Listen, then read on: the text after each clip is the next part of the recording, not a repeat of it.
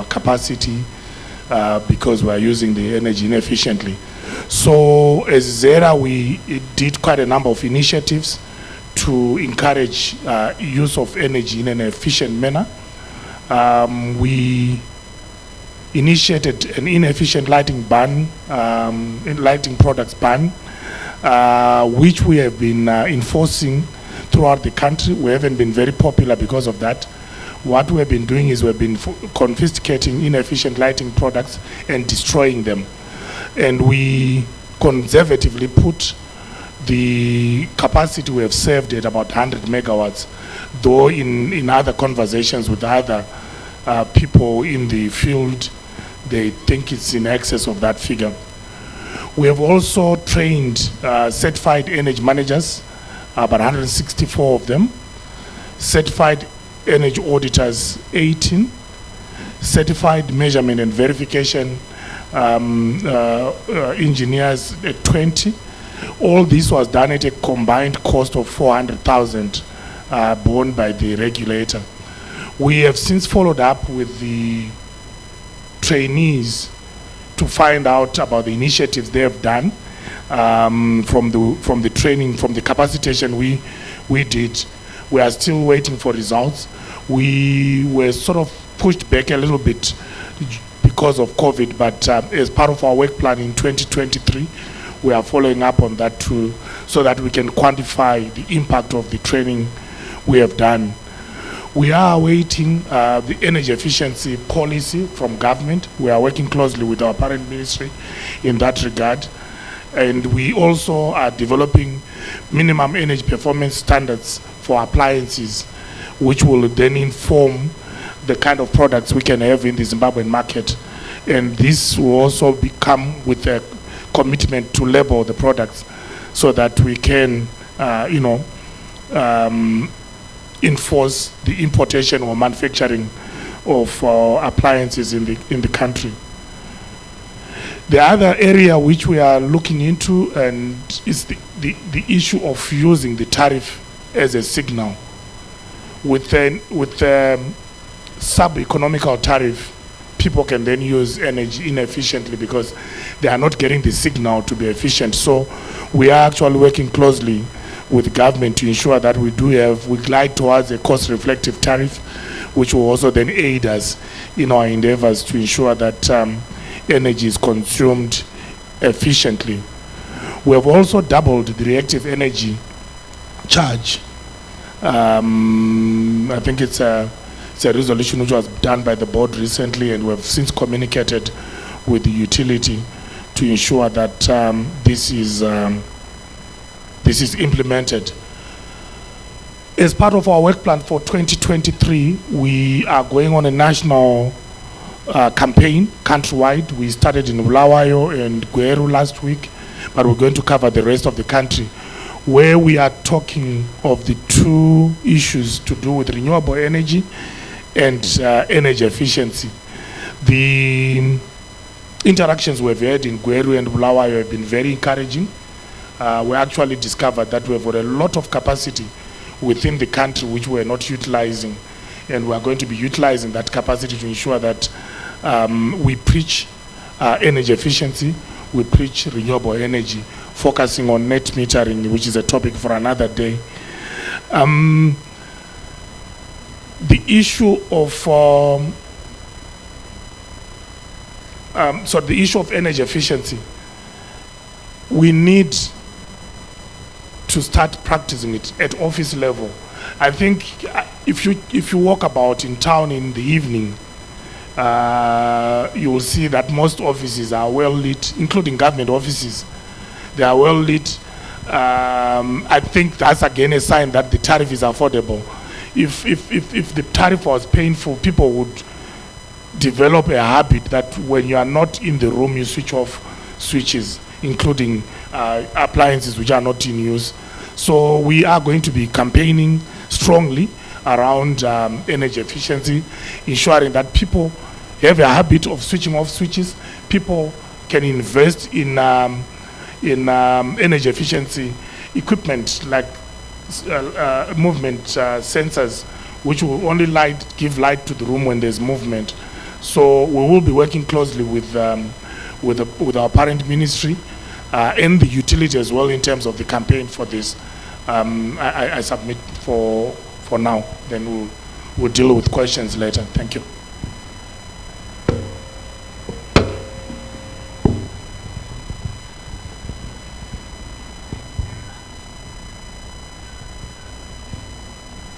Thank you very much, Mr. Mazambani. He's the CEO of Zera.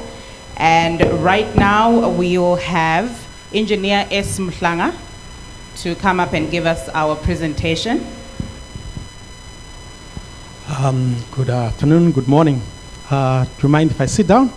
My predecessor was sitting down, so please bear with me.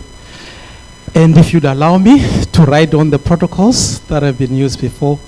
My name is Samson Mhlanga. I'm representing Soul Train project. Soul Train project has been running from 2009 to 2022. Now, how does Soul Train come into energy efficiency? If we are looking at the drive to have a net zero building, the first things that we look at is lighting, fans, pumps, issues that go within the home or within the building. Obviously, there's also hot water that will be used in the building. So what Soul Train has done over the 12 years, plus, I'll give you a briefing on the plus side, is to concentrate on solar thermal as an alternative to support energy efficiency within buildings, within industry, in process heating, and also even within our environment. So what I've done here is Soul Train is running in 6 countries: Mozambique, South Africa, Namibia, Botswana, Lesotho, Zimbabwe. We have about 8 institutions that are basically representing Soul Train, and NAST in this country, Zimbabwe, is representing Soul Train. The concept of Soul Train is to look at training. No matter how much you talk about efficiency, you need to be able to train. So Soul Train has been in support of training installers for solar thermal installers. It's been also training at a higher level, that is industrial process heating. We've also looked at research and development, where we've basically been involved in supporting members of the different ministries, or in terms of coming up with proposals for saving energy within environment. Example, we have had 1 colleague or 2 colleagues running from Ministry of Public Works, looking at a project at Biane Handa on an academic level first, before we escalate it to a more professional side. We've also been involved in awareness, supporting the regulator in the ministry in terms of awareness campaigns to pick up solar thermal as an alternative. Then we also been supporting regulations from the 2012s, 2014, 2019, the renewable energy policy. And what we have done, we've working through with the Ministry of Energy, have developed solar thermal roadmap, and this has been endorsed by the ministry, and not only leaving it to that level, but it has gone further even to develop a bankable document so that funders can be able to use it. But I think it's still on that level where it's still waiting further interrogation.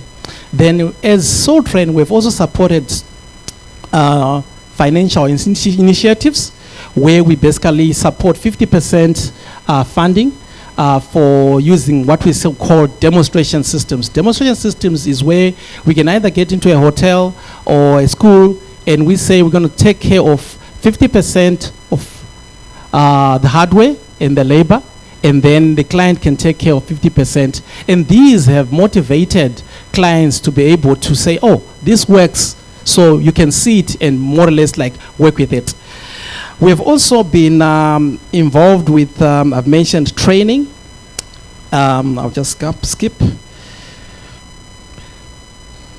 Now, in terms of installations, what we have done in the country is we've had small single installations like solar thermal, thermosiphon systems, flat plate, evacuated tube systems that have been installed. But learning from our own colleagues in the region, we have motivated to say, as a country, we cannot remain on small systems anymore. We need now to move forward into the hotels, hospitals. So Soltrain, as we mentioned, finished in 2022. Now into Soltrain Plus comes in the edge where we are saying we want to go into energy efficiency and go into hostels, hospitals, buildings. So that is the aim for 2023 to 2026. Still with the concept of supporting 50%, but much more drive on the design side. Because once you have a design correct and you have a good bill of material, you are guaranteed to have a good output and a sustainable project.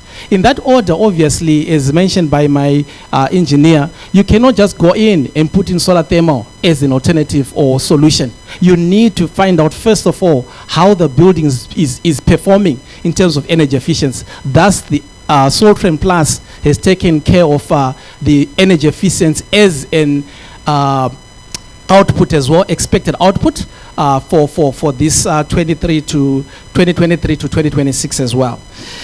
I won't dwell into the different examples and applications that have been done within the region. I had prepared a document, but obviously because of the presentation of 5 minutes, it was not going to work for a 12-year work output. So what I can do is I can always share that document so that people can follow up. And those who are in the house who are willing to partner, our aim in Soltrain Plus is basically to just picking up, is to target the experts in renewable energy, the experts in terms of facility managers, also to target plant engineers who basically will work at, look at, or obviously, besides energy efficiencies in terms of fans and pumps, would want to look at it from the side of solar thermal. Then we also continue as Soltrain in terms of training, in support with all the activities that are being done in the country through our regulators, through the ministry. We are basically going to continue to support in that order there. So for me, I think that's it. Thank you.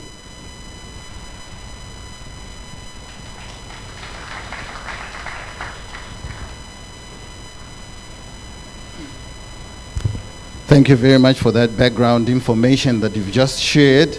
I'd like to ask Dion to come through and join the discussion. I'm not going to ask us to grill these gentlemen, but I'll ask that we ask relevant questions. So we're just opening up this time for a Q&A. Things that relate to energy efficiency based on the two presentations that have been made. And Dion is coming from, I think I'd like you to introduce yourself so at least people can hear your voice. Thanks very much, Wilson. My name is Dion Bell. I am the Group Operations Manager for Nyangani Renewable Energy. I've been with the company for about 5 years. Thanks, Dion. I think you're going to have a solid response. I'm going to ask them not to grill you, but I'm sure you'll get a lot of good questions under the same subject we're talking about. So I'm going to open up for Q&A. You can raise your hand. We've got a roaming mic, and people just extending their questions so that we have an interactive discussion around energy efficiency. We have 3 panelists, and those who feel, look, I want to add on to what has been said, feel free. It's going to take us for the next 10 minutes, and we'll go to the next part of our programs. So questions are now open.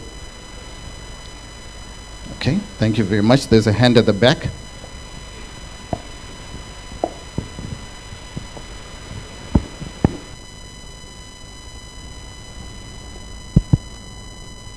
Well, a very good morning to you all. I am Engineer Tizo Aje from the Energy Technology Institute at the Scientific and Industrial Research and Development Center in Harare. So the first question, I will direct it to, say, Mr. Mazambani, in relation to the initiatives which the regulator is putting in place in terms of energy efficiency. We do appreciate that you have initiatives, ban on lighting products. So as the regulator, I would like to appreciate some of the challenges which you are facing as a regulator when you are going there into shops to confiscate some of the equipment which is energy inefficient, as a way of identifying such challenges, and as a country you can overcome those challenges for an efficient program on your part. Then the second question, I will direct it to Engineer Mhlanga. Right, thank you very much for the presentation, and I would like to appreciate how far as a country we have gone in terms of adoption of solar thermal technologies, especially given the fact that as a country we have a regulation in place, which is the Solar Water Heater Electricity Regulation Statutory Instrument 235 of 2019. So I would like to appreciate if you have any information on the rate of adoption, if people are willing to adopt the technology, any challenges which you are facing in terms of adoption of solar water heating technology. Considering the fact that there is a ban on the use of electricity geysers, are people uptaking solar geysers in line with the requirements of the regulations? I thank you. Thank you very much. That was a mouthful. Just confirm, gentlemen, you've got those questions, and I'm sure, Dion, you've also got a comment around the same issues that are being asked. Thank you very much. Can we take another question while they prepare your answers? Another question? Okay. While we are thinking, I'll allow for you to answer the questions. Thank you. Yeah, challenges, we face challenges.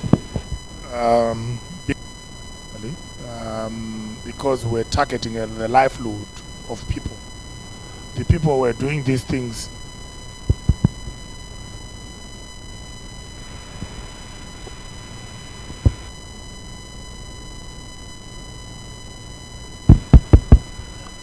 Hello? Yeah.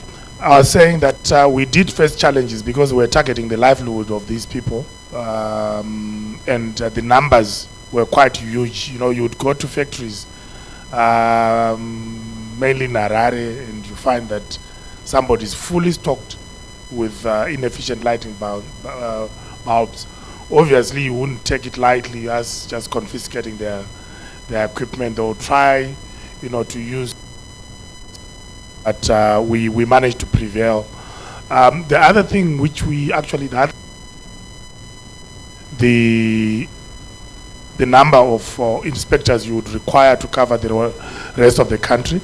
We also required to have tools of trade so that we can deploy people throughout the country. But the biggest challenge was the resistance from the retailers. It was mainly from the retailers. And the other challenge is to do with our porous borders. You know, these are products which were banned, and you would expect that they would not find their way into the country. But our borders are porous in terms of the physical stretch of the borders, and our borders are porous because of the processes at the entry points which can be compromised. So we are working closely with the authorities to ensure that we plug these and we ensure that we rid our market of inefficient lighting products. I thank you. Thank you. If you allow me just to comment on issues to do with lighting. From the academic side, we have activities that they call under the IEA, International Energy Agency, and they have activities that are more or less like research activities. And currently there's a call for a task, should be 60 or 64, which talks about if colleagues that are willing. I've sent an invitation to some of the colleagues that are in the house or industry that are willing to come in and contribute towards lighting. When you're taking lighting, we're talking about only the bulbs, but issues to do with the designs of buildings and lighting to use passive lighting, we need to take care of that as well. And we are signatory, we're able to get into that project through SACRI. SACRI is the signatory as a GenSec organization. So academics and even industry experts who are willing to partner into that can also join. Let me answer on to my question in terms of how far have there been uptake in terms of solar thermal. If you look at it 4 or 5 years ago, there were not many companies that were doing installation. We've got the likes of the test, we had already Monarch manufacturing, assembling.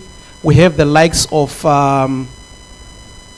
the name that's coming is Tesco, but it's not Tesco. It's the company that's doing installation here in Harare, even around the country. The numbers have increased. Looking at the building developers as well, the likes of FBC, going in and doing those installations. We've got colleagues who are in the house as well, who are basically developers. Everybody's pushed because of the demand that's there, or the deficit that's there in terms of energy. So everybody's being pushed to make sure that they are pushing for solar thermal uptake. In terms of the percentage, I might not be able to give you the exact percentage as in terms of the country, but I think working together, because sometimes it's quite a challenge to get people to give out information as in terms of the installation, year-on-year installation. And I think what we'll try and do this year, working with the ministry, maybe try and find how we can encourage colleagues who are distributors, installers, developers to be able to see the benefit of being able to give that information away. Many times people would feel if you ask for that information from an academic perspective, you want to give it to a competitor. But it's not the case. It helps us as a country to be able to put out there to say, this is where we are. If we are going to ask somebody to come and do an investment within the country for us to do manufacturing locally, we need to have data for us to be able to support that. So that's where we will be trying to get that information to use it for. So I think that's it for me. Thank you. Thanks very much. I would like just to talk very briefly on energy efficiency and how you can monitor a system to find out how efficient is your installation. So coming from a solar background, if you come to put a system in your house or a factory or a farm, the very first thing someone looks at it goes, well, my transformer is 100 kVA, I need a 100 kVA system. But that's not always the case. And what I really want to highlight is auditing of systems and continuous auditing of systems to make sure that they are operating efficiently. This boils down to putting on a data logging device onto your system, or your factory, or your house, and finding out how much energy you're actually using and power and where it's being used during the day. Because you can find out that maybe someone's leaving the lights on all night, maybe someone's leaving a heater on all night, air cons, stuff like this. It's really the basis of the first thing you do before you build a system. And you can then, it's almost like doing a blood work for your body. You really find out, okay, there's a problem here, there's parasitic loads. Then you can look at that data set, break it down, and really find out, okay, maybe here we can see there's some pumps coming on at night, they shouldn't be coming on, they might be a very poor power factor to the property or the installation. So that is one thing that should be done before any energy efficiency system is applied. Thanks. Thank you very much for those tackling those questions. Sorry, Wilson, just to add on to the issue of solar water heating. posting the regulation, we have now,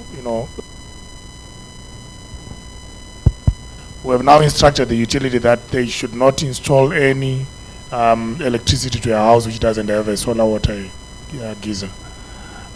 We tried to include this on the census for last year in terms of getting the statistics of the solar water installed, solar systems installed on households. Unfortunately, would not agree with the ZIM-stats, but we want to do a baseline survey of our own. So when we're doing a stakeholder satisfaction survey, we actually a questionnaire in that regard, so that we can get at least a baseline from which we would then want to improve from. Thank you. Okay, thank you very much there. I'm not sure whether we have follow-through questions to their submissions. If we have any, maybe you can raise your hand up so that we can allow. Is there a hand? Okay, there's a hand there.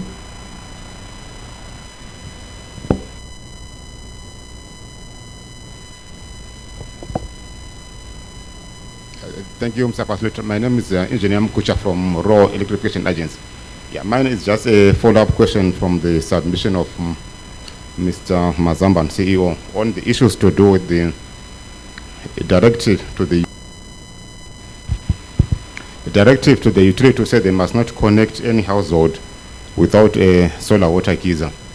I'm looking at whether Zera have made some studies to see how feasible is that, especially if we are considering the rural areas of Zimbabwe, where we are saying, are we able to connect all those rural areas with the solar heaters? Issues to do with availability of pumped water, which I think is very necessary for us to be able to be using those solar water heaters, and also even the availability of the water and the availability of the heaters themselves in the country. Do we have enough to say, for us to give such a directive to say we must not connect any household without a solar heat? Thank you.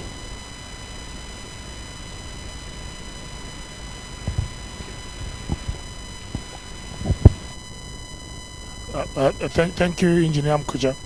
I think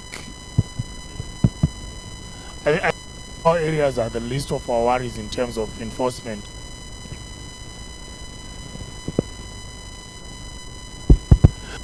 Because in rural areas, they mostly would want electricity mainly for lighting purposes and a little bit of cooking. So in terms of rural areas, I think even when you're doing your grid extension, the target mainly is, when you get to a school, is to ensure that they've got light, they've got power to power their computers and the like. So issue in the rural areas, issues to do with enforcement of that regulation, it will be a little bit lighter-handed. But with the new developments in the urban centers, if we don't enforce that, we are putting a huge strain onto the grid for heating of water, which is going to be cooled down anyway when you want to use it for bathing purposes. So it's wasted energy, and we would want to ensure that that's not done.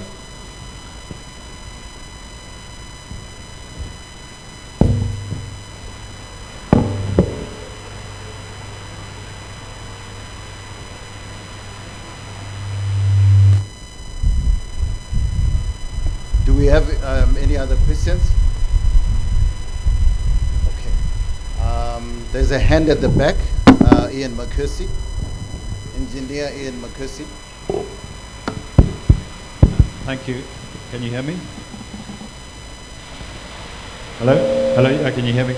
This is a question to Mr. Mazambani. In terms of your regulations, does a heat pump disqualify you from being connected to the grid in terms of your intended qualify you?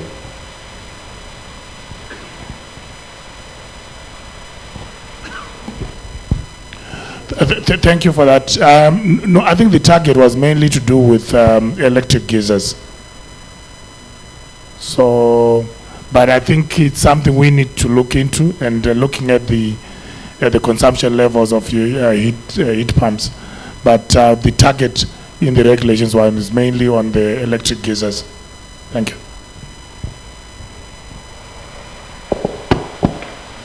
Thank you very much. I think we are about to round up this segment of the panelists, and I'm actually going to ask engineer. I'm using your technical abilities to present Madam Magombo to address one or two issues around the technical. Thank you so much for the presentations from the panelists. I just wanted to add on a few issues to support what Engineer Mhlanga had said about the feasibility study which was done for solar water heating, that we are appealing to financial institutions, especially those who might be represented here, to find ways on how we can finance the solar water heating systems, especially for new developments. But we've found that most developers have defaulted to using solar water heaters as an option for heating because of some of the current challenges which we are facing. But also there was the issue of institutional heating, where as government we have also been encouraging the use of biogas as an option to heat, especially for the schools, hospitals, to use biogas as an alternative for use to heat the water.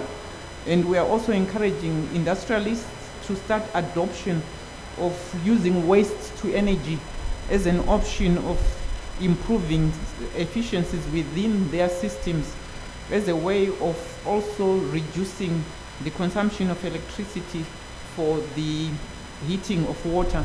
We've also seen a huge uptake of gas heaters as well, which has been coming up, especially in new developments, where the suppliers of gas are also reticulating homes and installing some small solar gas heaters. And we believe that all these options will also improve on the efficient use of electricity, especially where we are using it for water heating and space heating. The last comment I have is on the energy efficiency relating to government buildings. I think it is common knowledge that most of our buildings as government have remained with lights on, and we are working, we will be assisted by the African Development Bank. They will fund a program to enhance efficiency in government buildings. Basically what we are trying to do is take away the need to remember to switch off the lights by individuals, but to use technology and sensors where we will see the installation of motion sensors and other sensors which will automatically switch off the lights and other items post, especially lights, air conditioners, after a certain time of the day, as a way of ensuring that the government buildings comply with requirements for energy efficiency. So I think it's important, because we have realized that the major factor is not that people are not aware, but people don't remember. And I think when you take the human element, it becomes much better to manage. And we are appealing for partners who can come and work with us in terms of installing some of these technologies, and we can, in a way, find ways of assisting the utility to ensure that whatever energy we have is used efficiently.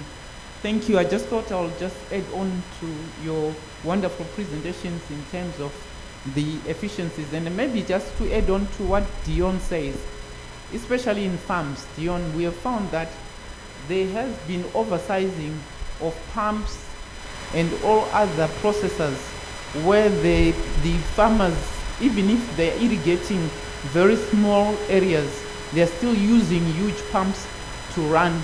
And efficiency and right sizing of equipment is really important, and thank you for raising that issue, because it's been one of our biggest challenges, especially on some of the communities' systems, irrigation systems, where then they still don't even afford to pay for that electricity because it's being overused and it's not linked to the productive output of the communities. Thank you. Thank you very much for that. Pachishona tombozoti ndotutsirawo here pane zvabataura. I'm tempted to add just one thing before I come on that side. Madam, we are at this hotel and many other hotels. I think you've noticed when you leave the room, the aircon, the lights are on. When you come back, something is on. You know, how can we? I know it's not mandatory. How can we help our service providers from different hotels and maybe our main Sheraton itself, Rainbow Towers in Harare, to address that issue of efficiency and trying to get them? Because we were here last year, we spoke about it. The previous year we spoke about it. How can we help such institutions to move and improve their efficiencies?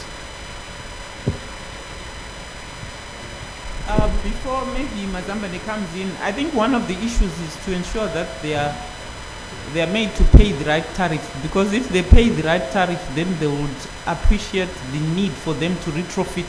I think internationally we have found that we have traveled, all of us, most of the new hotels and even old hotels have been retrofitted to ensure that your card is your electricity switch for your room. So the moment you leave your room, you are switching off everything in that room. And that has not happened. I've seen some of the hotels are starting to do it, especially the new ones in Zimbabwe. But the old ones, they need to be incentivized. And one of the good incentives is making sure that they pay for the right price of electricity. I think it's important to do that. Please note that my name is Magombo, not Magumbo. I saw someone there writing the wrong name. Okay. I think it's noted on behalf of our coordinators. Please correct that mistake. I think we have two more hands here. Dr. Gata, welcome. I was going to ask for this one. Thank you very much. I was really intrigued to discover the details about the statutory instrument which criminalizes demand for electricity if that demand is deemed to be using electricity inefficiently. I heard about this statutory instrument, but I must admit I did not think it was serious, so I did not study its ramifications or its details. Now that you're saying that even people in my position as ZESA were not allowed to connect houses that do not have solar water heaters or geysers, I'm faced with some 345,000 houses that are waiting for connection. And in my calculation, we could require as much as 150 million US dollars to fit geysers in all these houses. I just wonder how practical this is. I also wonder how constitutional it is to criminalize demand for a service that we are failing to supply. As it is, I am now contemplating putting for arrest some 300,000 consumers in Harare, including yourselves, who are using electric geysers. Can you comment on this dilemma?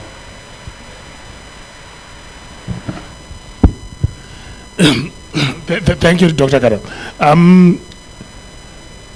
I think the intention was not that you shouldn't connect the households.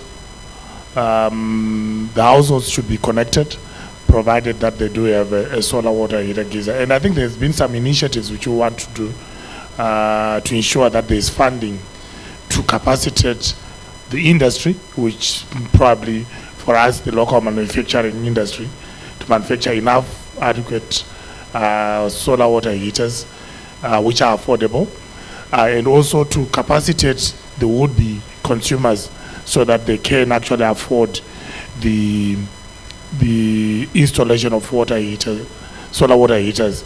I know even when we're having our outreach, this question has always come from the consumers themselves to say, you want me to invest a lot of money for me to access electricity. You are coming up with this regulation to curtail my demand because you are failing to provide me with power. But in the coming up with the regulations, we felt that using electricity for heating purposes is inefficient and it's counterproductive, because especially for a water geyser, you're going to heat up the water to a certain level, you still cool it down for you to use it for bathing purposes. So it's energy which has been wasted.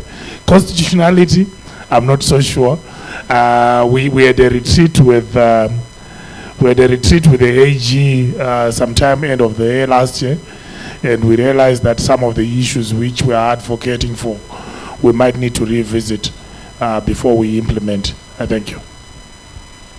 Dr. Gata, thank you for speaking on my behalf. Yes, I think I'm on that 345,000 that you were talking about. In terms of the statutory instrument, I think you are likely to face arrest together with the permanent secretary. You go to electric cases. And even the judge will pass sentence, will be arrested also because he's got... Thank you, Dr. Gata, for raising that issue. But the good thing about the statutory instrument is that even yourself, you will not be arrested because the instrument is not retrospective. It accepts the fact that there is already existing heaters and those will continue. It will now be up to the individuals to find ways on how to make those installations more efficient by installing maybe geyser timers to reduce their consumption. It's really something which exception was given within the statutory instrument.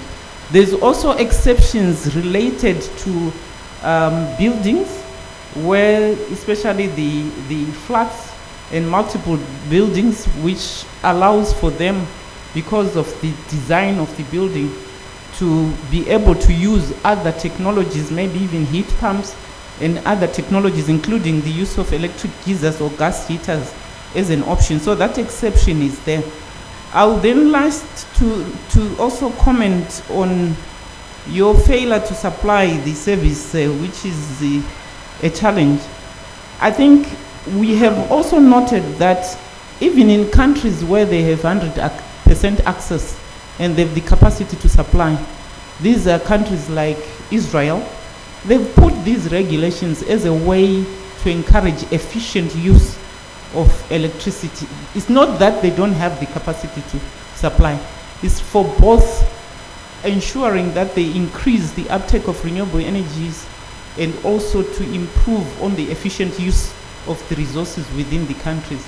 And we would want to still continue ensuring that we don't infringe on anyone's right as a consumer, but also encourage uptake of new technologies, which our current challenges have actually made it possible for people to install solar water geysers. You find that most new developments, people are putting solar water geysers not by choice, but because they've found it as a cheaper means and a better way of ensuring that they have water for bathing. It's mainly in the mornings and also for other heating purposes.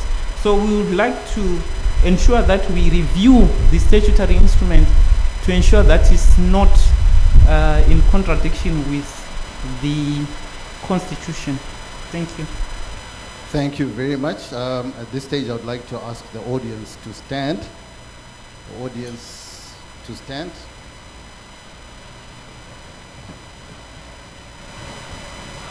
I will ask our panelists to move out, file out while you clap hands for them.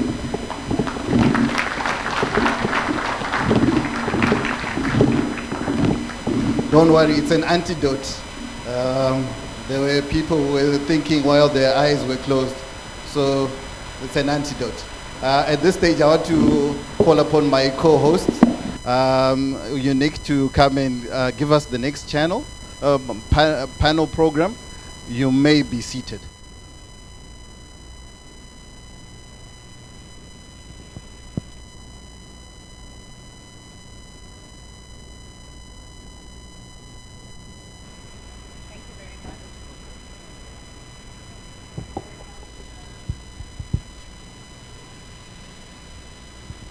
Thank you very much, Wilson. And we all know that the use of less energy to perform the same task or produce the same result obviously plays a key role. I'd like to now call upon Tanya Gumbo, who's the business developer at HDF Energy, to give us her remarks. And just after, she'll be facilitating a session on hydrogen energy. Tanya? A round of applause, ladies and gentlemen. As Tanya comes up, I'd like to recognize and acknowledge the presence of Dr. Gata, who is the executive chairman of ZESA, Mr. Mashinya, chief operating officer at Old Mutual, and Ambassador Sarah Molosiwa of the Republic of Botswana to the Republic of Zimbabwe.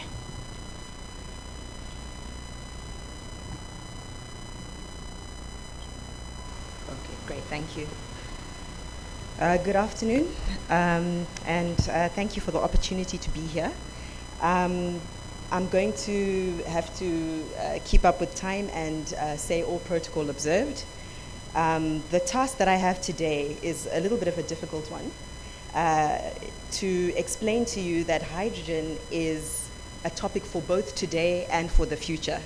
So I think when people think of hydrogen, there's a lot of sources of information and media, and one thing that people need to appreciate is it's so many applications, that there's so many applications and different uses, all with different business cases and ways to evaluate.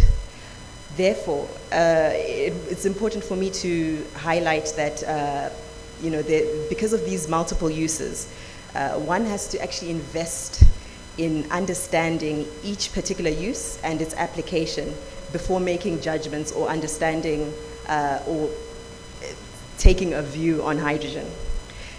In terms of developing an industry, I know to a lot of people it's new. All technologies go through cycles. A lot of technologies start at a certain place with people who see a business case and a need for something to be solved, a solution, and investment slowly trickles in. When you know that a technology is about to mature, one side of it is to do with the amount of cycles and usage that has gone through time and the ability to observe. Another part of it is to do with the policy that enables. So a lot of technologies have required a lot of serious policy interventions to bring them to light. I can mention in the case of green hydrogen that of late we have the EU's Repower initiative that has seen a lot of energy focus and real money being directed towards green hydrogen, partly because of how it answers to security, energy security issues that have been raised through the Ukraine war and various other geopolitical issues that arise. And I can also mention the Inflation Reduction Act of the United States, which is giving massive incentives, I think 30% incentive, tax incentive, to companies that are producing green hydrogen. So when you start to see this level of attention, money, and focus come to a technology, you know that it is a topic for today. That said, there still is a cycle, and so we talk about today and the future concurrently. When it comes to planning for such things, you have to think of the amount of years and time that it takes for a cycle. So we might be talking about hydrogen today. When you look at Airbus, they're already developing a hydrogen plane. It'll start commercialization in 2035, but they're already starting to test and to build prototypes, etc. today. And that's how you plan for things that will be real and impactful and that will become a reality. We do not jump onto the bandwagon when everyone else has moved 10 steps ahead. Today, you can walk into a shop in Europe and buy a Toyota Mirai. It's there, it's still a bit expensive for the average pocket, but when you see large companies such as Toyota investing both in battery and hydrogen with the same energy, it's because there are limitations to every technology, and as much as we've become so accustomed and look forward to EVs as part of our future, one of the shortcomings is that they rely on a finite resource. Quite a lot of the components, for example, lithium, that go into EVs are finite. And when you have a finite resource, you know that in future, there'll be shortages, there'll be cost increases. And so it's not necessarily a captive solution for everything. We're a big mining economy. A lot of our colleagues from the region are also from big mining economies, and we're already starting to see hydrogen being used in mining, for mining equipment and the like. And if anyone is interested, you can follow up on the internet about Anglo's new gen truck. I won't delve into it, but the point that I'm trying to put across is there are real live projects and initiatives today that are already starting to look at hydrogen. So it is a topic for today. Now, just speaking to why most technologies, you'd expect them to start somewhere in some Western place and mature there and then come to poor little Africa. Just to explain one of the reasons why Africa is very much on the map for hydrogen from day one is to do with the fact that we actually have a massive competitive advantage when it comes to the resource. There's a requirement for good solar and wind, as well as land available to produce the hydrogen. And this is something that if you look at the solar map as well as the wind map, and when you combine it, you can see that Africa there is quite a competitive space in terms of the long-term trajectory of where the energy price will go for hydrogen.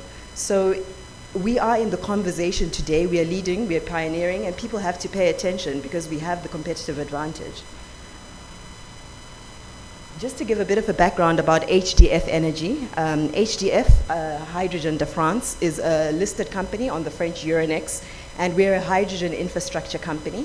I won't go into a lot of the partnerships, there's a lot of information available on our website, but what we basically do outside of our broader energy infrastructure initiatives, talking specifically to power, is we develop, build, operate, and invest in green baseload energy supported by long-term storage, massive storage capacity through use of hydrogen technology.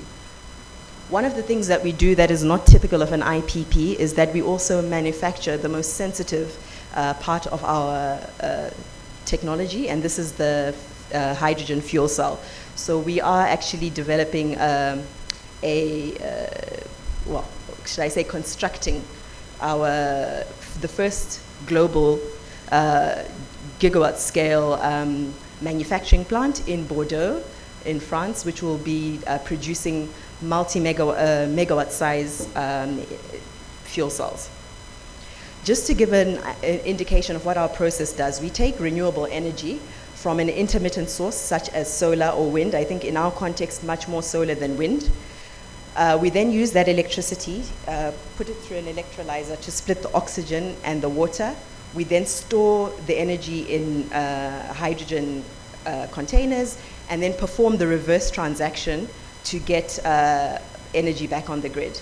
I mention this because these components tell a story on three different levels. One is the reason that we do it is because the intermittency of the grid is a big problem for system operators. I don't think it's something that people appreciate, that our ambitions for wind and solar, etc., have a limitation because they do destabilize the grid. The grid might even be better suited to manage this risk because they They have other sources of generation, etc., that they can utilize to balance things. But think on a commercial scale, trying to run major industry on intermittent solar, it doesn't work, and this continually creates a dependency on the grid. The other reason I say that is when you look at the components, what we have done at HDF is innovation and not an invention. So when we use the words new, etc., don't be confused. Every component in our system is well tested and well understood, and what we've done is just bring it together in a configuration that is innovative and can be used to solve a real problem for our market. And I would say that the last thing I would want to say is, you know, when people look at something like this, they think it's complicated, is there efficiency there, etc., etc. I won't preempt some of our later conversations, but what I can say is efficiency is something that must be looked at various levels. We had a very robust conversation earlier about efficiency at a macro level in the domestic, commercial, industrial spaces. We can talk about efficiency at a technology level, but seldom do we appreciate efficiency needed in an entire system. So one of the things that is important about our technology is that it can be placed in very strategic portions of the grid on the system, and this can assist the grid operator to create certain efficiencies. For example, if it's located in the correct place, far from other generating assets, it can reduce transmission losses. Now, we've got a lot of other lovely technologies, for example, hydro. Very good credentials as an energy resource, but you cannot pick up Kariba power station and put it in Chipinge Chipangai. So it's not very flexible. And each technology has its pros and cons. One of the biggest strengths of our technology is that it's modular and it solves system level efficiencies. You know, and then you look at the system efficiencies and reduce those costs from what is perceived as the generation cost. So you have to look at things holistically. When you also look at our technology, it's very difficult to compare to other technologies because it provides services that other technologies don't. I won't go into too much detail, but intermittency is something we understand and the issues that it creates on the grid. So you have to price in the value of power flexibility, system protection, system restoration, and other long-term benefits of long-term stable energy that's dispatchable, that you can control to optimize your entire system. I won't go into too many of the references, I'm aware of the time. We have a stall out by where we'll be having our lunch, I suppose.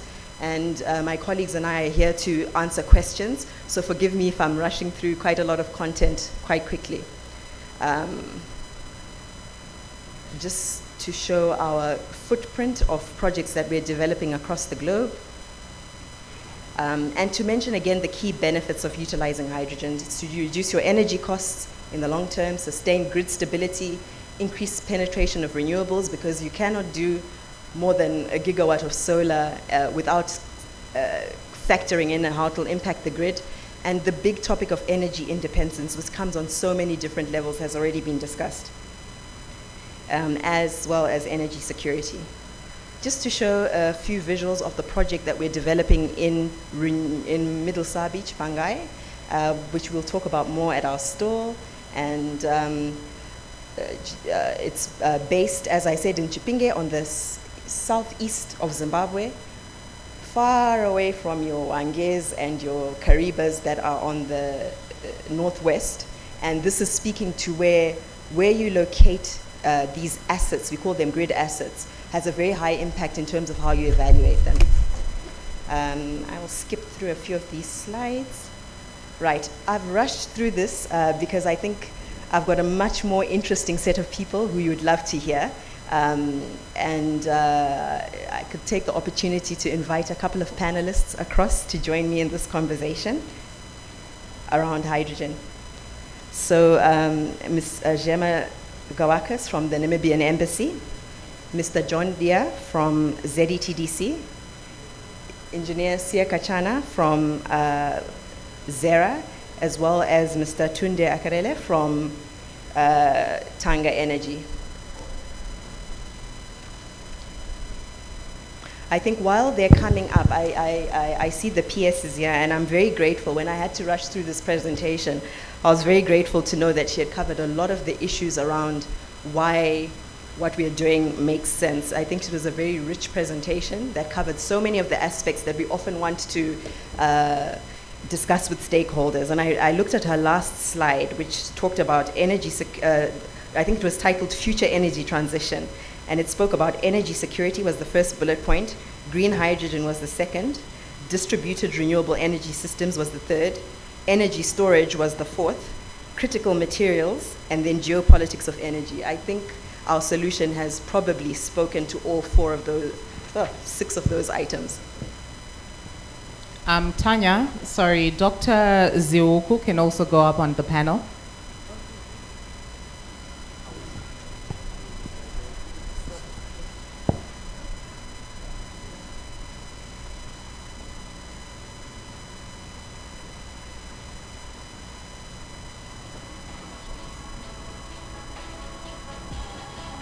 Sorry, is there another mic?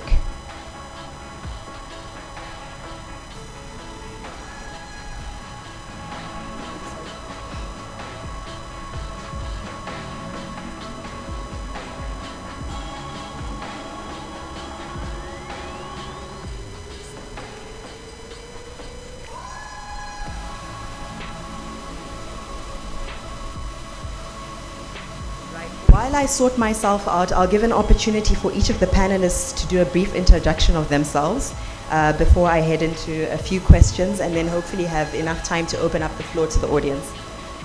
Before our panelists introduce themselves, I just wanted to let you know that the Wi-Fi is now up, and our password is Expo 2023. Our keyword is renewable energy. So you tap onto the renewable energy Wi-Fi, and then the password is Expo small e XPO 2023. We'll also put it up on the screens. Thank you.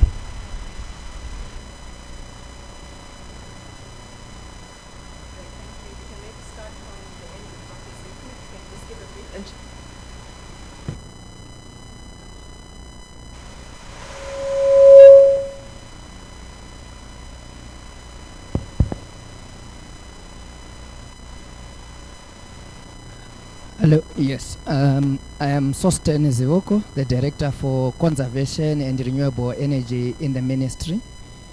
In the past 2 years, I was part of a team that worked on development of a green hydrogen atlas map for Zimbabwe under a SADC project. Thank you. A very good afternoon to you, colleagues, and all protocol observed. My name is Engineer John Nia. I am with Zimbabwe Electricity Transmission and Distribution Company as the Acting Transmission and Distribution Director. And I am happy to be part of the panelists. Thank you. Good afternoon, everybody. My name is Tunde Akere.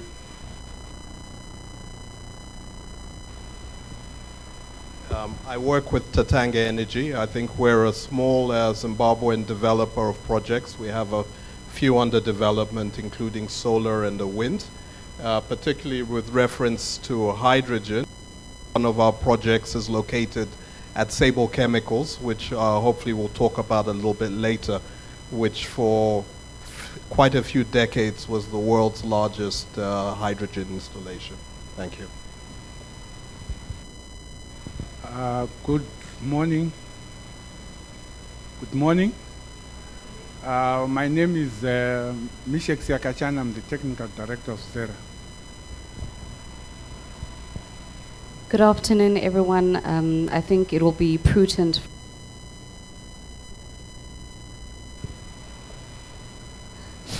Okay.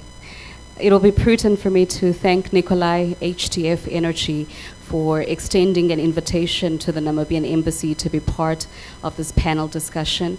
My name is Zema Kava. Can I please? Oh, okay. Under the leadership of His Excellency Nicholas Kanji, the embassy is an extension of the Ministry of International Relations and Cooperation. We are an enabler of Namibia's foreign policy, which is a beautiful blend of traditional tools and economic diplomacy. I'm absolutely thrilled to be here today, not only because I feel like a rose amongst the thorns, but because I believe that the science career path was rudely interrupted by mathematics. So I am grateful. Thank you. Good morning. Nicolas Lecomte, 20 years in renewables. I allowed myself to stand this morning when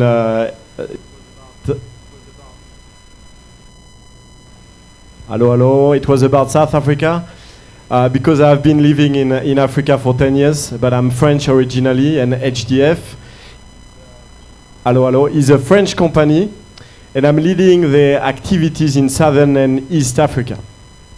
Very excited to be here and to be part of this beautiful set of panelists and panel discussion.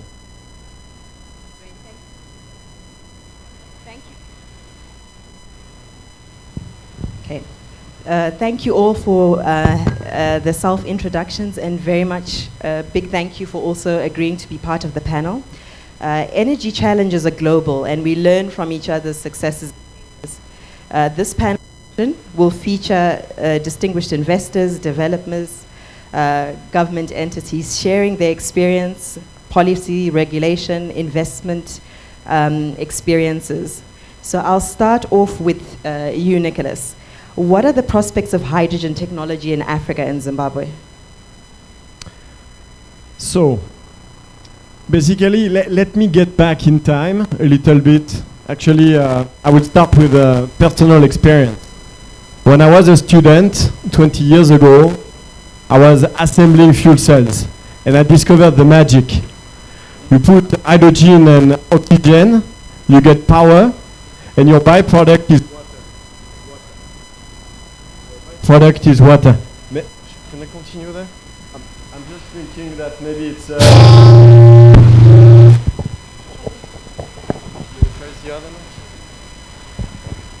Hello?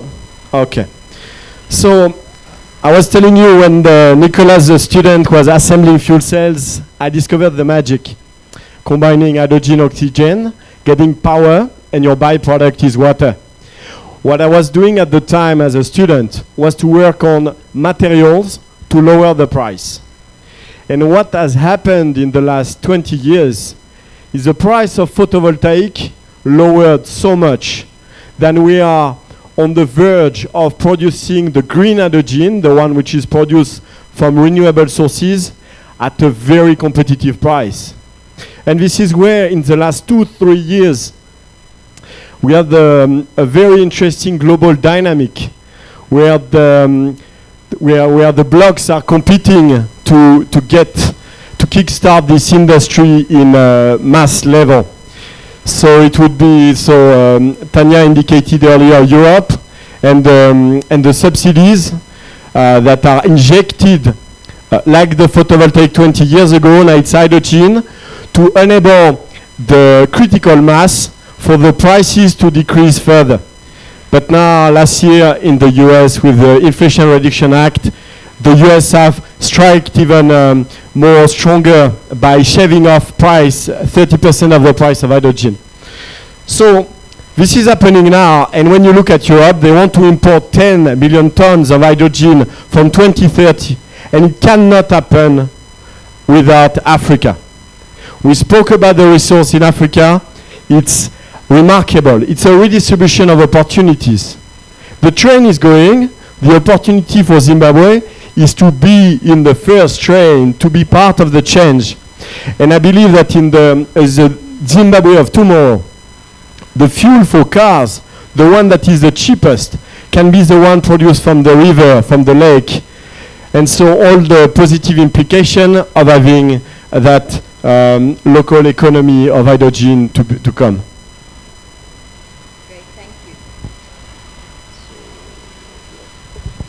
Okay, thank you. Just to indicate that we've been given 10 more minutes for the panel, so maybe to you, Gemma. Namibia, along with Egypt, Morocco, have taken a strong leadership position in developing green hydrogen economies in Africa. How has Namibia achieved this? Thank you for the question, Tanya. I think first and foremost, it would be important for me to establish that Namibia, as a country born out of a multilateral process, is imbued with ideals of multilateralism and regionalism. We are signatory to the AU protocols and the Africa Continental Free Trade Agreement.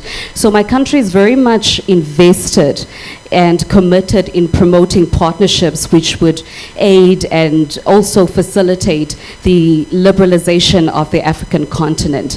The vision is far greater than one single country, and it is the hope of my government to create green ecosystems and also green infrastructures, not only across Southern Africa, but ultimately around the continent, and ensure energy security for all. This is a vision already fulfilled at a regional level as a member of the Southern Africa Power Pool. With that being said, merely from a scientific perspective, Namibia is the paragon on the continent in terms of green hydrogen development. We are also well on our way to create a green fuels industry which will have a market intervention capacity of 10 to 15 million tons of green hydrogen by 2050. So the most obvious answer would have to pivot towards our abundant natural resources. There's a region in the country called the Tsoukleip Sperrgebied, and the quadrant elements, and Tanya, you've done a great job of mentioning them, such as the stable solar supply and wind supply for power generation, a water molecule, and sufficient square footage is present in what I would say a geometric perfection for the competitive production of GH2 at around below $2. But I believe the Trojan horse that really anchors Namibia's position to be a forerunner in this green hydrogen space is our proven political landscape, our economic stability. I mean, for the past 33 years, Namibia has proven itself to be an African reference for reliability in terms of investment. We offer ease of profit repatriation, ease of business, and also fit-for-purpose legislation. Tanya, there's no other jurisdiction that has a combination of resources and also good governance. Thank you. Great, thank you. Maybe we can jump to you, Tunde.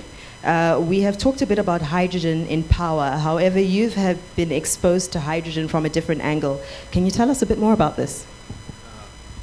Thank you very much, Tanya. And I'd just like to make 3 points. I think the first one, I mentioned Sable Chemicals, which was a company that was developed in 1972 after the creation of Kariba, where suddenly the country had an abundance of low cost and substantial energy. So the energy planners of that day decided to take the hydrogen and oxygen, split them, and produce ammonia. The entire consumption of fertilizer in Zimbabwe for a couple of decades was from Sable. So it's not futuristic, it's something that has happened and has happened in Zimbabwe. And I think we led that. Zimbabwe is a leading nation in hydrogen. I think the second thing I'd like to emphasize is some of the challenges. Where did we lose it? I think the first one was around 2010 when we started to have difficulties in the supply of electricity, load shedding. These plants are only profitable when they work at above 90% availability. So you need, and it's difficult to get that with intermittent renewables. And I think the second challenge there was also on the price of energy. The plant was designed to run at about 3 or 4 cents kilowatt hour, and when it went to 10, it went off the charts. I think the third thing and final thing I'd like to just emphasize You know, the history, that's the history.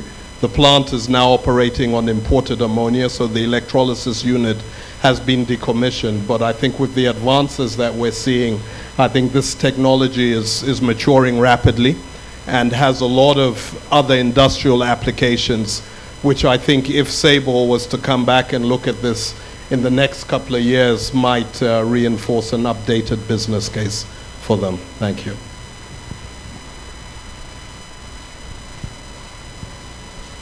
Right, in the interest of time, I'm not going to ask questions. We've got 3 stakeholders from government, and I'm just going to give them an opportunity to say what they want to say about the topic.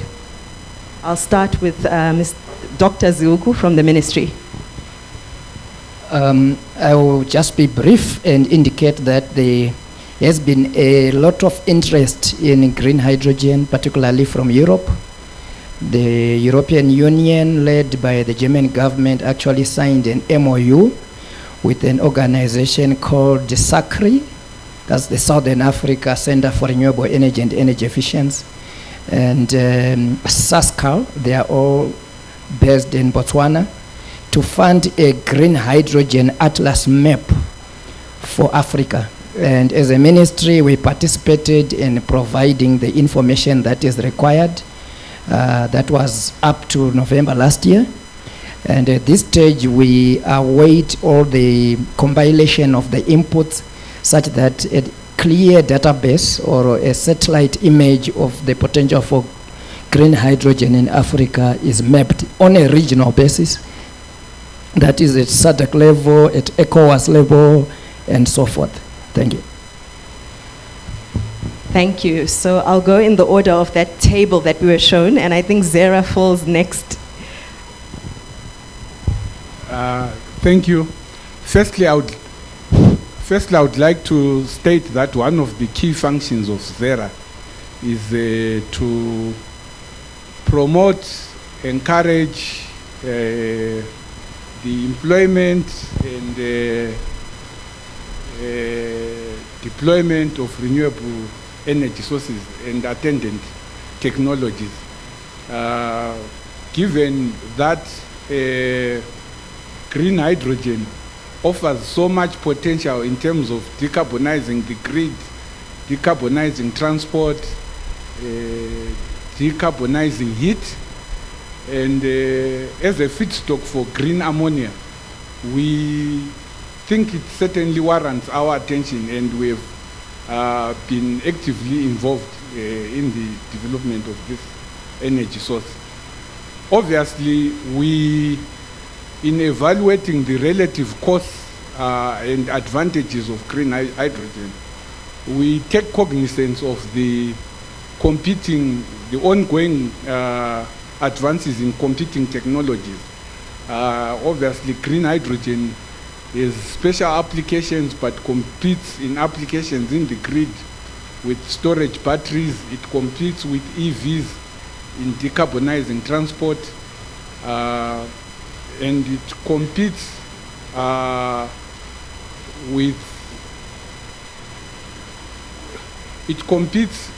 in green ammonia. It competes in iron and steel in decarbonizing it. So we look at the relative advantages of green hydrogen. And one of the issues that also concern hydrogen is that it's very difficult to handle, it's highly flammable and potentially explosive. So in terms of the framework for developing green hydrogen, we have issues of regulations and that to contend with. Thank you. Yes, thank you. And I think this is why different sectors of the hydrogen sphere are at different stages of development. Of course, when you have to consider transportation of energy or having it in a public domain, there's different legislation and security required, as opposed to a contained usage. So this is why maybe in industry there's much broader usage. The roadmap, for example, to use hydrogen during mobility is significantly different to other applications. So this is where one needs to be cognizant of where are we applying this conversation. And lastly, I'll give an opportunity to Mr. Dia from ZETDC to also give us comments as he sees fit. A very good afternoon once again, and thank you for the opportunity. I would want to start by commenting that from the perspective of the continent, Africa, of course, through its individual countries, has always been participating in COPs meetings.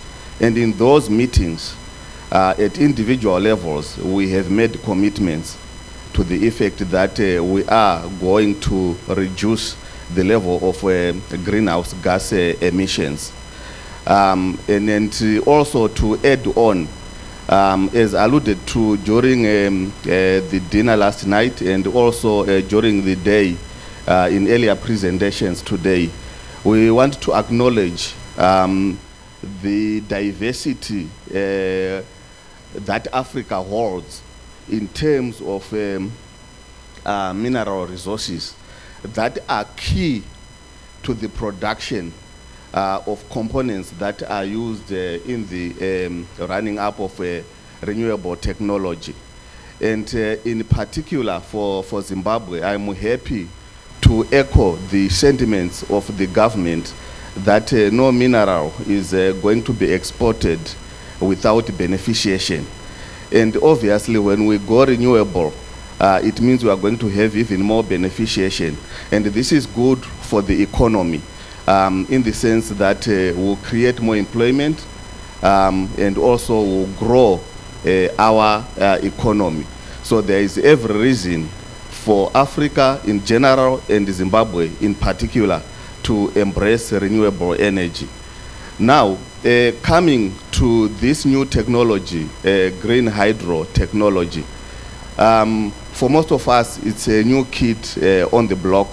We don't fully understand it, but nonetheless, with the little appreciation that we have, at this juncture, we are able to take note of the fact that the renewables that we have and that are planned, they are limited because the capacity that we can take up has to correspond to the other conventional generation technologies to ensure system security and system reliability.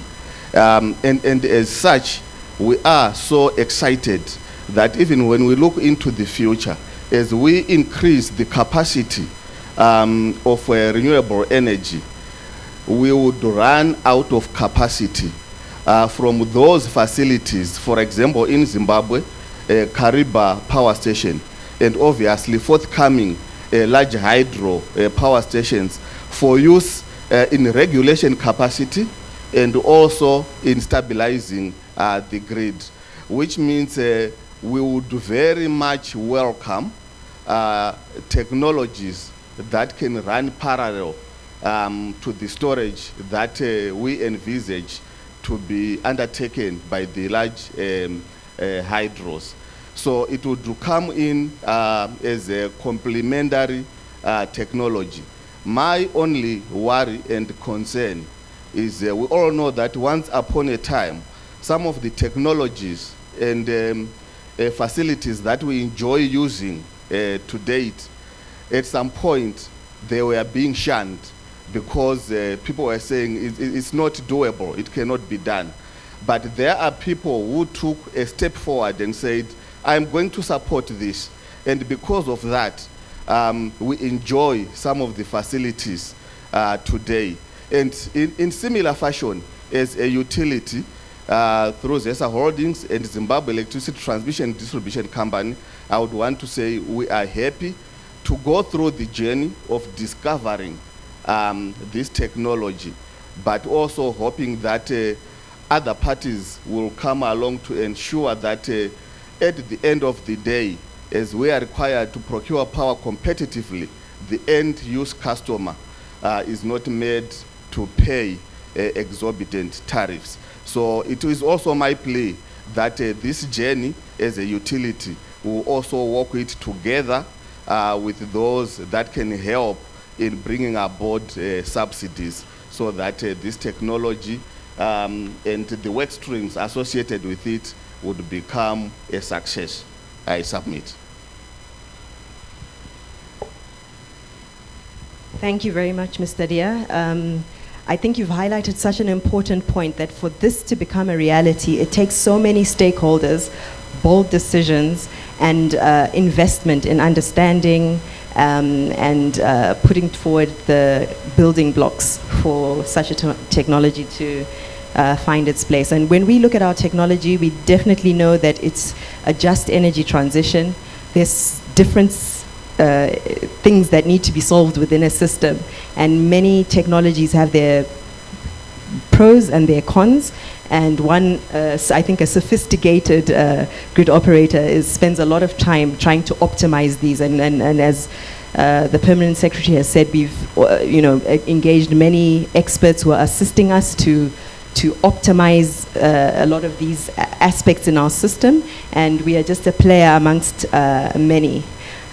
Before I hand over for questions, I'm just going to give an opportunity for any of the panelists who might not have gotten an opportunity to say something. I know we're a bit rushed, I apologize. If there's anyone who has anything that they might want to say before we hand over for questions.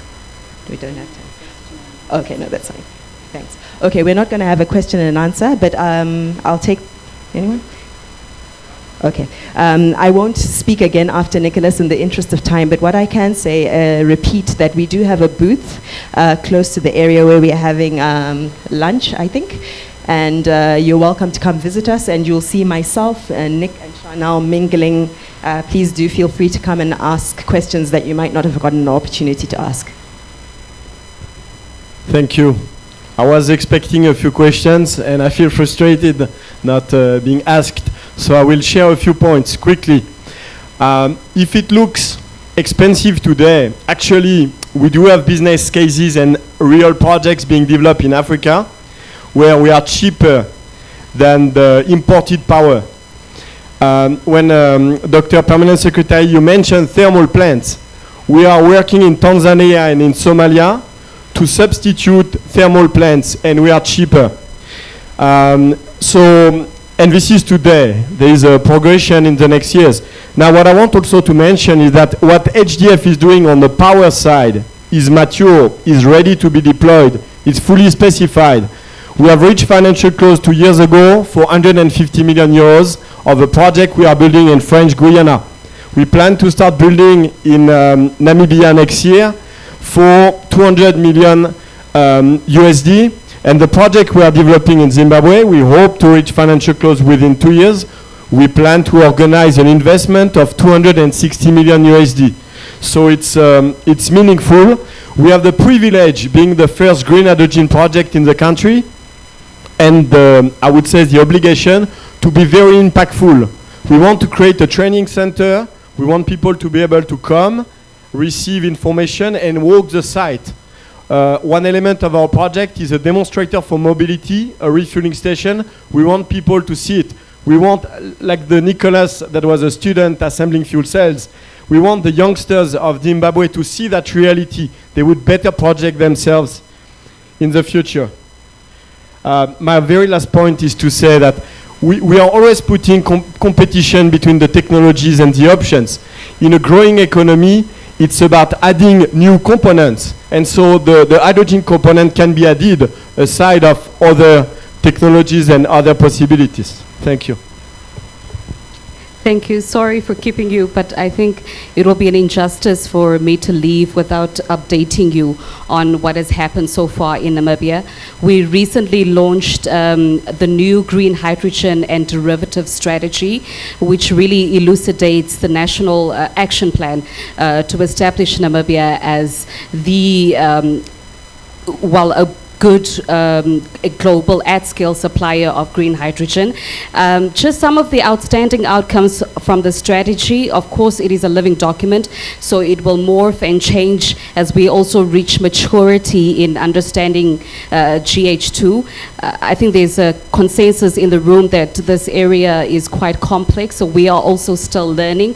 But the government will formulate a Synthetic Fuels Act for regulation purposes. There's also talks to create special economic zones to offer investors a sort of engineered economic conditions. And the government will also establish the SDG Namibia 1 Infrastructure Fund, which will initially mobilize about $1 billion US. Of course, this number will increase as we access more climate funding. But the fund will basically give support to green projects. So in the phases of development, construction, and delivery, the point is really to address the operational risk and also to de-risk investments as far as possible. So just a little something in a nutshell. Thank you. To water down the frustration, maybe we can have about 2 questions from the audience. 2 pressing questions.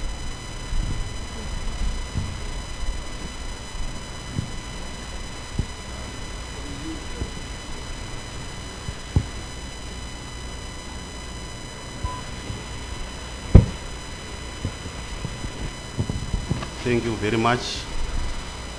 My question is directed to Zera, ZET, Minister of Energy. Renewable energy sector is moving at a supersonic speed. As a country, is our grid code, our distribution code in sync with the speed of development of the renewable energy sector?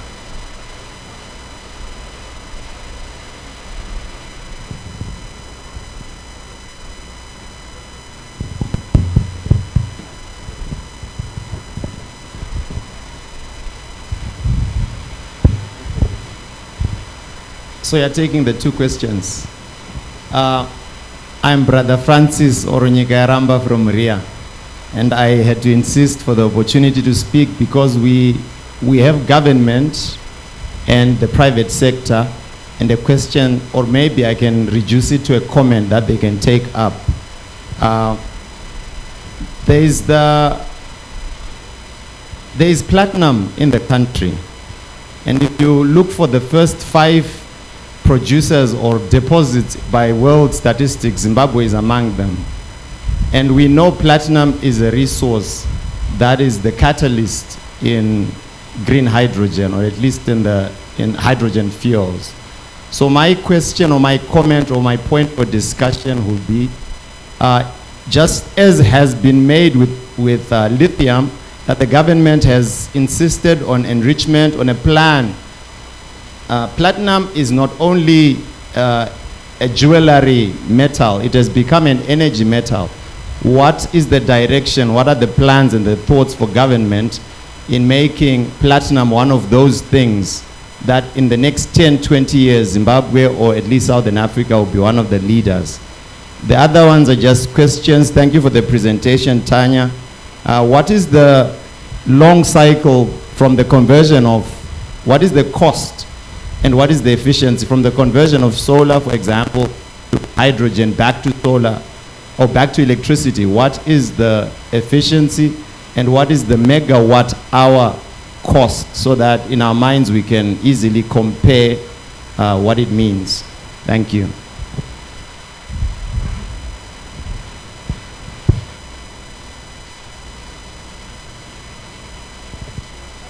Okay. I'll answer the question about the addition of renewables onto the grid. We have got a solar PV code that has been drafted. I think that is already done. The grid code is going to be amended to take into account that. Also, for all these renewables that we are adding, even at a mini scale, like net metering, there is a technical code for the connection of those energy sources. Thank you.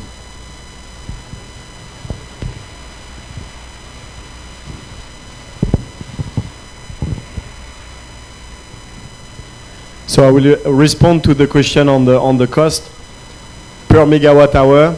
Just to indicate, if it was a PV or wind farm, tell me where you are, I know your price. Our technology is modular, Tanya mentioned it. we can have a capacity factor of 99, 90 or 80%. We can produce day and night following the generation curve that we want. So the price can vary enormously. But I will give maybe qualitative examples.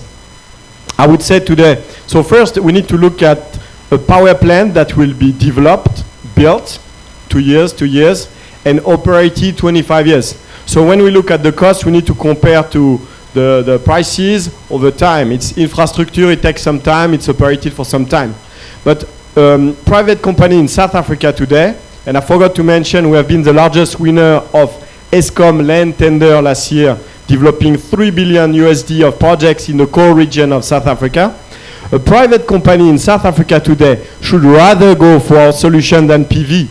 Because if it's PV, it's only 35% of their electricity bill, and they are exposed to the Eskom price or the municipality price. If they go with us, there's an optimum at 65-70% of their electricity bill. We are protection against price increase, and over time, it's cheaper. It's a cheaper solution when you look longer term. And maybe the other example could be Namibia.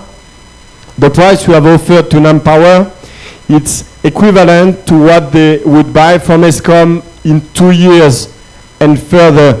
So we are basically offering a domestic green project instead of importing carbon electricity. And also, the most important, I believe, is that we are giving, in that case, Namibia, the opportunity of learning from the technology with the first project, like a stepping stone before addressing other applications, other segments which are more complex and maybe not as mature as hydrogen power.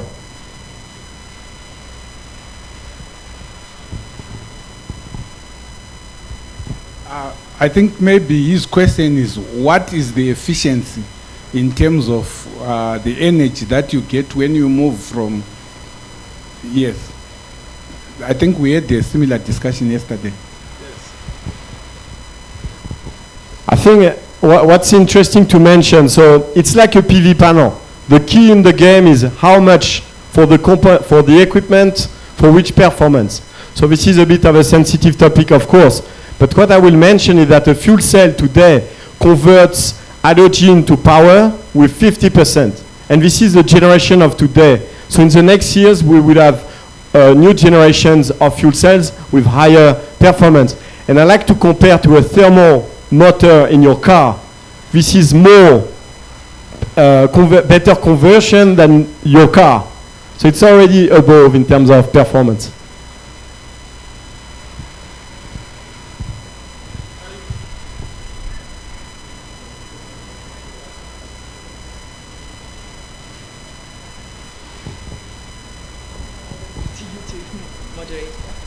No, I was just saying there was a question about the costs.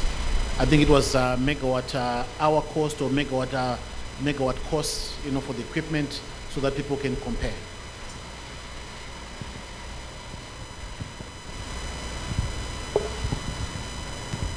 So I understand that you would like some numbers. I'm going to give some numbers. So when we address a new situation without doing design, etc., we would conservatively indicate 17 to 20 cents per kilowatt hour. But in the case of Namibia, we have received the support from Europe, these subsidies we spoke about, and we're actually able to offer a lower price. So we also ambition to get supported for our project in Zimbabwe. We are still early in the process to say where we are. It's an iterative conversation with the grid, with the client, to know which features of the installation we need to reinforce or we need to let go, and somehow we can adjust the price. It can move by 30 to 40%. So in our conversation with clients, I could ask, how much would you like to pay? Or how much would it make sense for you to pay? How much energy you would want? And we can adjust the design accordingly. And maybe just a last comment to say that you cannot compare just on the generation aspect. I did try to touch on the fact that it's an asset to the grid that's used to create savings and efficiencies in other aspects. So I thought it would be remiss to walk away and compare prices based on purely generating technologies. Thank you so much, Tanya, and thank you to all our panelists. You can go and take your seats.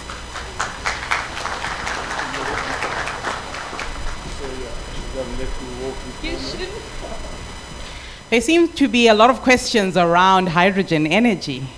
I see that there's a lot of uncertainty, but with anything new comes uncertainty and, of course, key questions to be answered. And, of course, the HDF team is there at your service to answer all key questions during lunch, after lunch, and you can network as well. At this moment in time, as we draw closer to lunch, I can see some people getting a little bit restless. We're just going to have two keynote addresses, and then we'll make our way to lunch. I'd like to call upon Engineer Clotus Nyachoa to speak to us a little bit about the work that they're doing at ZESA. Round of applause, ladies and gentlemen.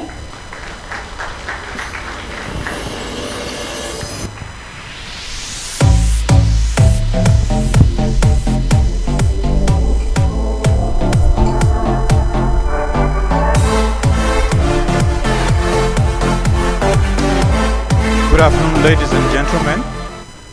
I think before I speak,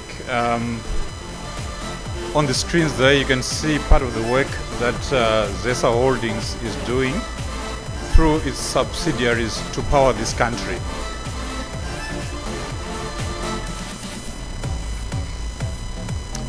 Those are transformers that we are manufacturing at ZESA Enterprises.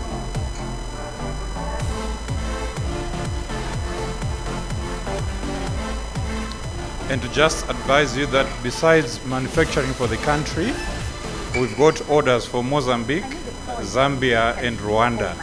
So we are growing in terms of our production and in terms of our exports. Answer all my calls just from one ring. A contact center that can reach me on all my digital platforms. We've got a contact center now, which was running in the pilot phase, but now being rolled out to improve the convenience of talking to the customers, getting feedback from the customers. You get all your electricity needs from one source. Fault reporting updates, follow-ups, and real-time updates on various digital platforms. You get assistance from the well-trained professional team. Simply call 704.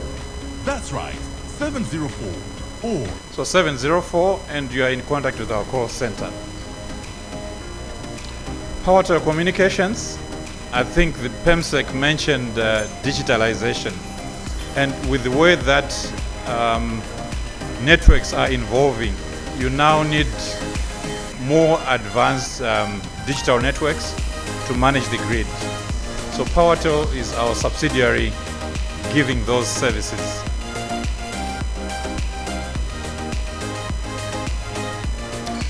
Okay, I will go now to the remarks.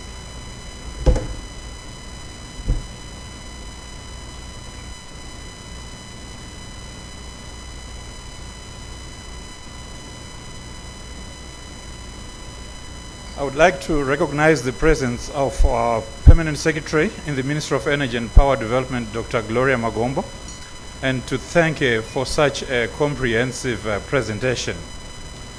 And in the interest of time, to say all protocols observed. From the presentation made this morning by the PS, we acknowledge that the government is doing a lot of work in terms of putting up the necessary policy framework, governance frameworks, so that we are able to attract investment in the power sector.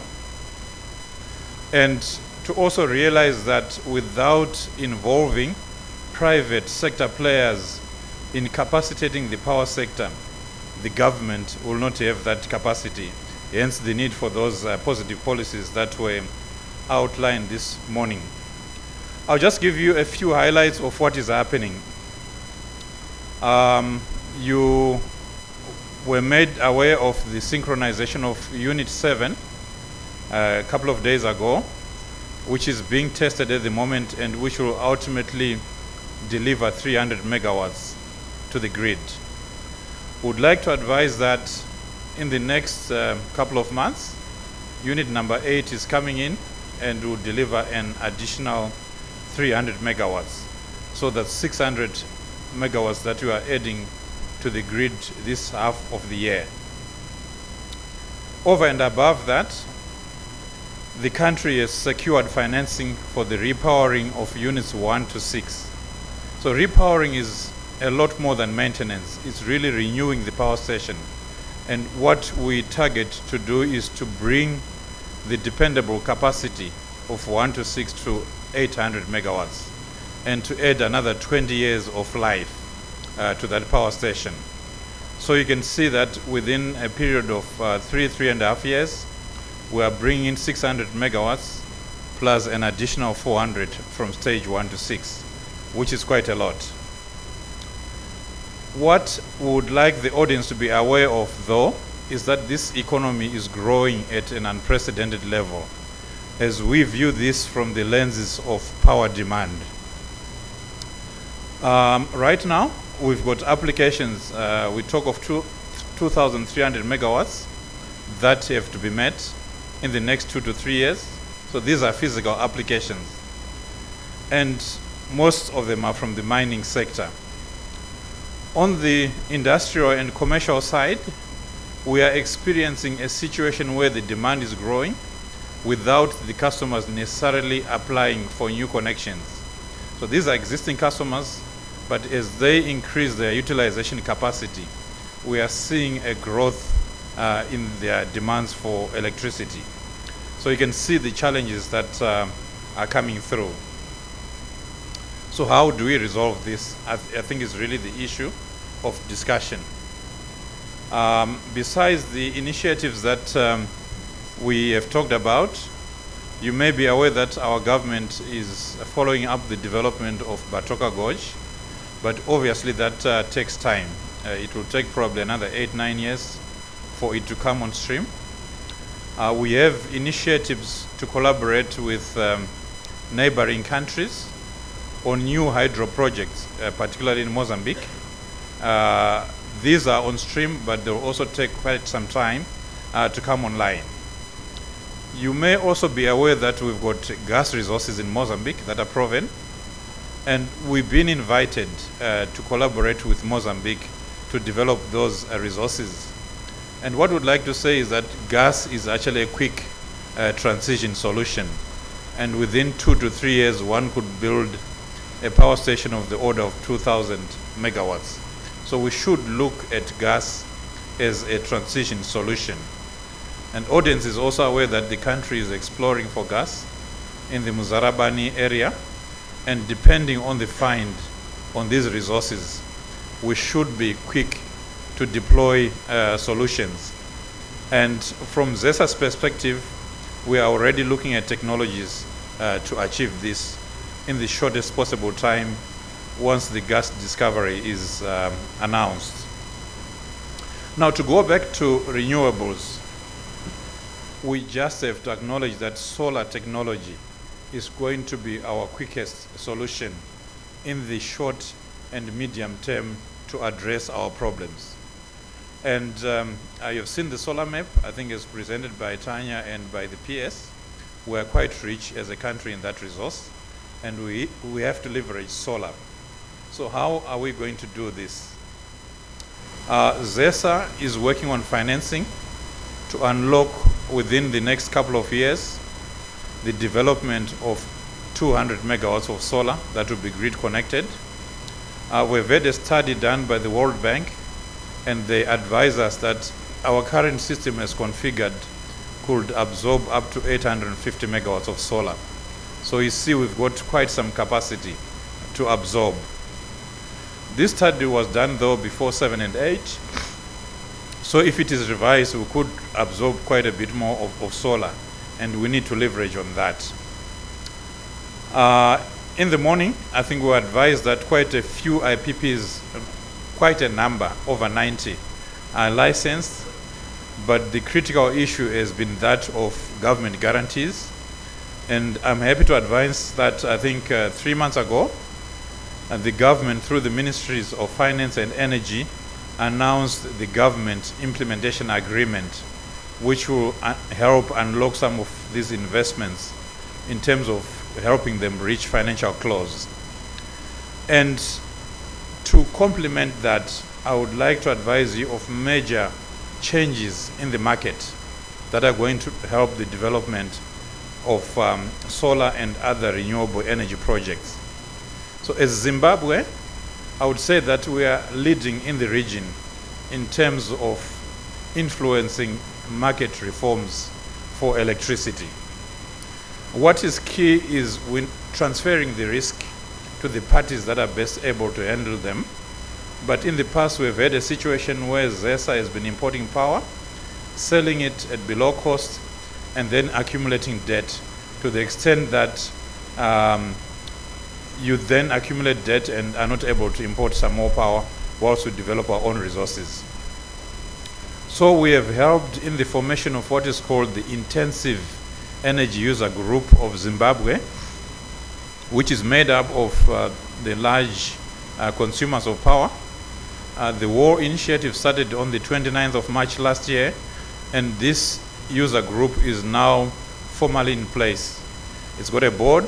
It's operating as a private voluntary organization because of the numbers, and below it they've got the companies to actually do the transactions. So it's in place, and it's actually negotiating major PPAs for power that will come into Zimbabwe. This group will also sign power purchase agreements with independent power producers in the country and provide the route to market. They are able to pay in foreign currency, and they are able to pay in advance. And they have secured the necessary regulatory approvals and have got letters of support, I think, from all the key stakeholders. So it's a group that we believe is a major player in the reform of markets. We are told that other countries around us are looking at that model and basically copying and pasting it. What else do we do? I think there was talk about the rooftop solar in the morning that could unlock further 12, 15 megawatts. But we would like to look at modifying the net metering model. What the net metering model does is to only incentivize the customer to the extent of their consumption. But if they're not paid cash, there's no incentive for them to invest further. So we need to relook at how we treat customers with rooftop or car park solar systems and actually pay them cash for any additional product that they deliver, so that we incentivize them. So this is local investment. People are bringing in their own investment and contributing to the capacity in the country. I think we may just need to tweak a few aspects of the net metering regulations so that we achieve this. Another aspect, I think, where the regulator needs to come in to facilitate investment by locals or by companies is to look at netting off which is independent of location. So if a customer has got a location where they've installed solar and it's more than what they need, they should be able to net off with another location without any restrictive costing in the process. So I think if we're able to facilitate this without much cost in terms of the distribution or transmission, we will be able to facilitate investments. Why solar? We've got wind. Of course, PS mentioned that we've got measuring stations in Mondoro, which are quite advanced. So we'll also get investments from wind. But solar has gone so much in terms of maturity, technologically and financially. Just to give you figures, in 2008, the cost per watt of solar was $5. And in 2021, it has fallen to 0.3 cents. So this is the capital cost. And when you look at the levelized cost of energy, in 2001, the cost of solar was down to 4.8 cents. So you can see the big difference that solar can make to our power supply. I want to touch a little bit on storage systems and hydrogen. There's been a debate on the costs And I would urge participants to look at hydrogen more from a services point of view. This industry emerged in 2016. Somebody has got actually a copyright on not just on hydrogen, but on treating battery storage and other storage mechanisms as a service. So you are not just looking at the energy or the capacity, but you are looking at the value of services that you derive from such investments. So it's something that I would urge, I think maybe the regulator and ourselves as ZESA to look at, so that we look at a different model which brings the benefits of such storage systems. So it's called Energy Storage as a Service, or ESAS. It's an emerging industry starting in 2016. And in 2016, it was worth 1.3 billion US dollars globally. And it's projected to grow to about 2.6 billion in the next year or so. It's a new service which is growing, so let's be part of it. Let's be pioneers. There was talk about system stability challenges, and these are real. As we deploy solar and wind onto our power systems, we now need to look at those storage services as stabilizers for the power system. And obviously, we need to look at a different pricing model. So I would like to plead, I think in terms of local investment, there could be a couple of pension funds here, and some of them have actually taken a lead in terms of deploying investment into solar systems, like the one that we visited yesterday. Look at investment in energy as a valuable asset class which you can put on your investment portfolio. I think we've been used to putting up money in buildings, in equities, and when things are working well in the money market. But energy is an emerging investment destination, and I think we could, as local financiers, raise a lot of money to finance our own energy requirements.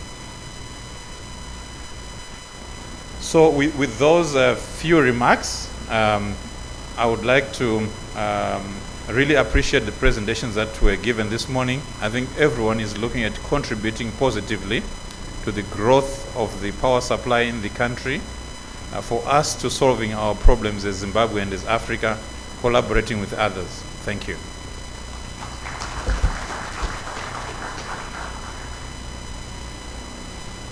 I need a power who can meet all my electricity fault reporting needs in speed. Just from one. Thank you very much, Engineer Nyachoa, for that submission. Let's remember that these are just remarks that he has given. Should we want to ask questions, we are going to offer some time after lunch. According to our program, we are around about 45 minutes behind our plan. So what's going to happen now, we are going to go for lunch. This is 20 past, if I'm not mistaken. We're going to go for lunch at the restaurant. And while we go to the restaurant, let's take time to go through the exhibitions that are there. ZESA Holdings, you've PowerTel, you have other organizations that are there also that are advertising. Something to also note, I think you also got these pamphlets, Newsday. Please subscribe and get to read and also share your thoughts on the publications. Some housekeeping issues. COVID test. I now have my results, so it's not something scary. Mine's negative. I passed through there, and there were men and women who were just standing around and shying from the experience. I want to assure you it's no longer that painful. Just go and have your COVID test. The clinic is just right by the corner there. So just move there and just get your COVID test and then come back, and then we can continue to enjoy our presentations. So for now,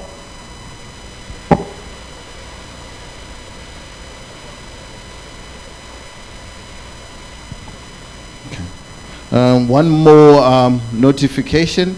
If you've received your meal ticket, you can move out. As for those who haven't received, somebody's coming through with them, and then we can just walk through to the restaurant. So enjoy yourselves.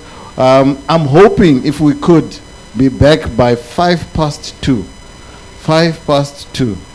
I'm pushing my luck, but please try to observe the time I've given. Thank you very much.